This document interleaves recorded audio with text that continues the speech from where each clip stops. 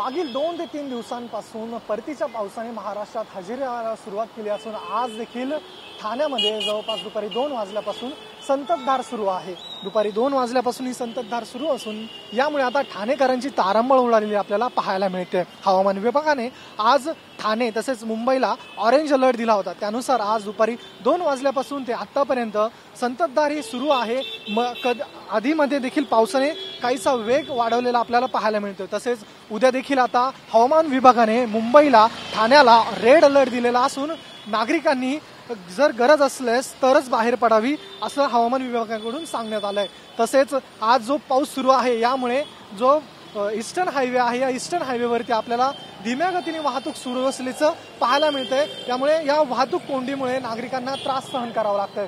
गुजरात तसेच राजस्थानहून हे वारे वापस फिरले असून महाराष्ट्रात पुढील 2 ते 3 दिवस असाच पाऊस सुरू असणार असल्याची माहिती हवामान विभागाने दिलेली आहे। कॅमेरा पर्सन योगेशसह मी ऋतिक गणकवार, TV9 मराठी, मुंबई।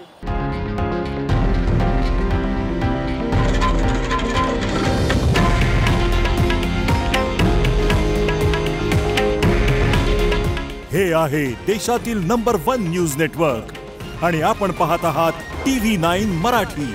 काळजी तुमची, हित महाराष्ट्राचं।